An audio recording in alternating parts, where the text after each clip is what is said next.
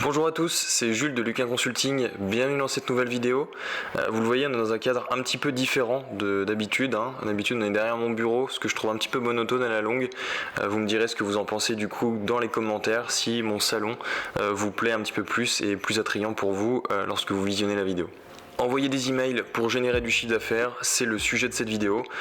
Vous allez le voir, je vais vous partager un petit peu mon expérience et différents scénarios que vous allez pouvoir appliquer directement vous dans votre business. Les scénarios d'emailing, d'automation qui me paraissent complètement indispensables si vous avez aujourd'hui un site e-commerce.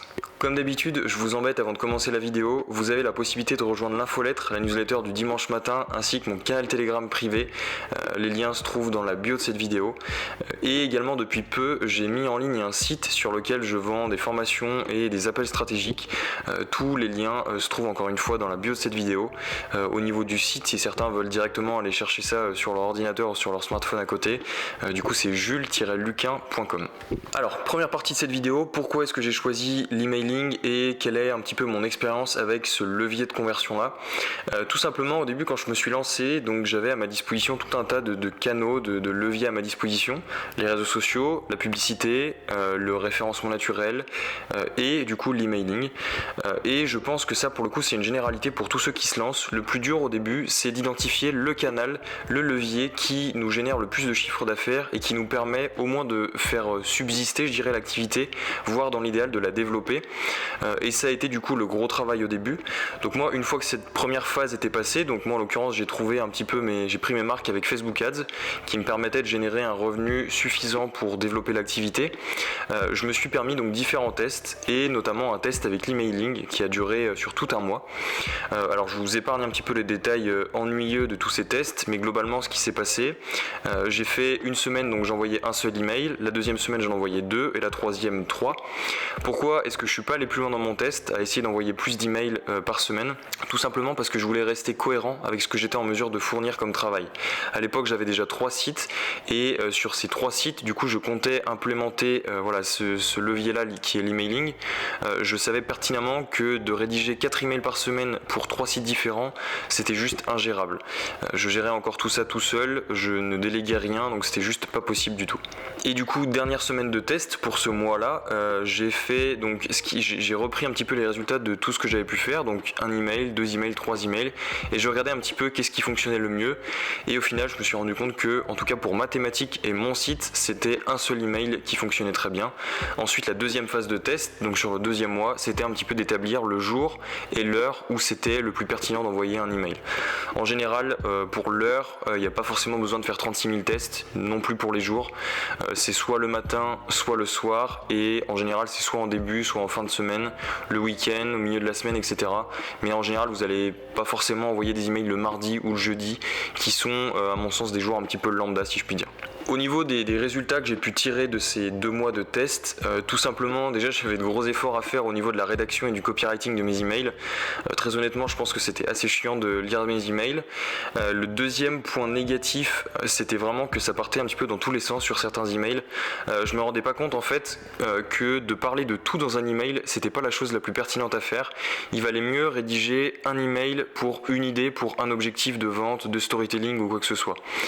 Vraiment pour le client c'est important que quand il ouvre l'email, l'objet et les premières lignes, il sache de quoi est-ce qu'on va parler et il sache que on veut aborder ce sujet-là parce que ça nous tient à cœur, etc. Voilà, l'idée c'est vraiment de rester sur cette base-là. Je pense que vous aussi, faites vos tests en tout cas, vous pourrez en tirer les résultats qui sont propres à votre thématique. Maintenant en tout cas pour moi et pour mes thématiques, c'est vraiment un email égale un objectif. Et forcément, puisque aujourd'hui j'utilise encore l'email, suite au test, j'ai pu dégager un vrai potentiel que je vais devoir exploiter, puisque sur des emails qui étaient vraiment pas très bien rédigés, et je suis très gentil avec moi là, j'arrivais à déclencher 2-3 ventes, et sur certains très bons emails, une dizaine de ventes. Je crois qu'à l'époque c'était vraiment le record que j'avais pu établir. Alors la qualité pour contrer la concurrence, c'est la deuxième partie de cette vidéo, c'est le sujet que je tenais un petit peu à aborder. Je vais vous l'expliquer très simplement pourquoi est-ce que je tenais à aborder ce point-là.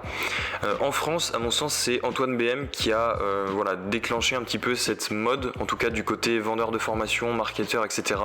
La mode de l'email quotidien. Je ne sais pas si certains ont pour habitude de recevoir des emails tous les jours de la part d'une même personne. Alors lui, il le fait très bien en tout cas. Moi, je sais que je suis abonné à ses emails et c'est super, vraiment, on se lasse pas. On sait qu'il y a ce petit rendez-vous tous les matins vers 9-10 heures, il me semble, et c'est vraiment agréable.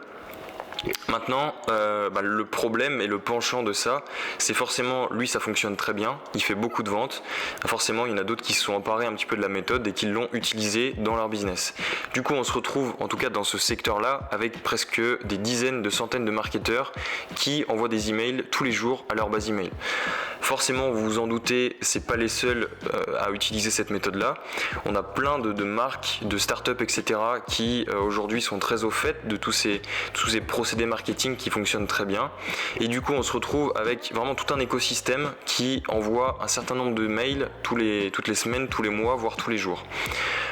Forcément, vous en doutez, le penchant de tout ça, c'est qu'on se retrouve dans un océan rouge, pour nous, les e-commerçants, de concurrence. L'intérêt, et là du coup je vais faire une petite digression, je pense que c'est pas de laisser de côté l'email marketing, c'est pas du tout ça. Je pense qu'au contraire, il faut peut-être encore plus se nicher, en tout cas au départ, pour vraiment parler à une tranche très spécifique de la population qui va peut-être accorder plus d'importance à vous, vos emails, qui abordent un sujet qui les touche vraiment très particulièrement. C'est tout du coup pour la digression, on va revenir sur le sujet de l'emailing. Ok, on arrive du coup à la dernière partie de cette vidéo qui est pour le coup là hyper pratique. Je vais vous partager 4 scénarios de base qui me semblent vraiment indispensables que vous aujourd'hui vous devez utiliser et appliquer si vous avez un site e-commerce. Alors le premier du coup c'est la séquence de bienvenue. Alors oui, lorsqu'un prospect s'inscrit sur votre site, vous allez normalement envoyer un email de bienvenue. Alors bonjour, vous êtes vous faites partie de la communauté, etc. Peut-être que pour les plus aventureux, je dirais, vous allez offrir un code de promotion. Voilà, et ça s'arrêtera là, malheureusement.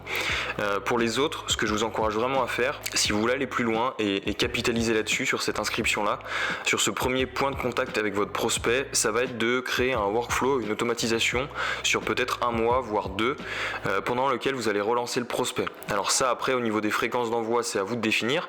Peut-être qu'au début, vous allez faire 1, 3 jours, 5 jours, etc. et que vous allez étaler de plus en plus. Ça, c'est à vous de définir. Et du coup, je vous encouragerais, que ce soit pour ce scénario-là ou pour les autres, à faire ce qu'on appelle de l'A/B testing pour voir ce qui fonctionne le mieux au niveau de toutes ces relances là. Deuxième chose, deuxième scénario que je vous conseille de mettre en place, qui demande peut-être plus de temps, c'est la newsletter. Alors là, ce qui est vraiment important de différencier, c'est la newsletter et le workflow d'automatisation au niveau du mail de bienvenue dont j'ai parlé juste avant. La différence globalement, c'est le laps de temps qui va s'écouler entre le jour où vous écrivez l'email et le jour où vous l'envoyez. Je m'explique. Les mails de bienvenue, ce workflow-là, vous allez l'automatiser peut-être une fois par an et vous allez laisser courir sur tout le reste de l'année.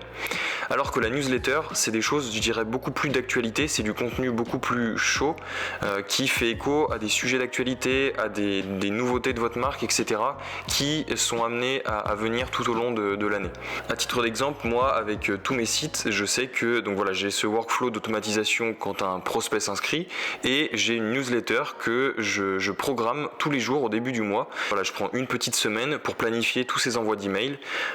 Et derrière, ça s'envoie sur tout le mois. Au niveau du contenu de ces emails, que ce soit au niveau de ce scénario-là ou le précédent, la mail de bienvenue, l'idée ça va pas être forcément, et je vous déconseille de le faire, de relancer qu'avec des promotions, des codes de réduction, etc. parce que vous allez clairement saouler votre audience.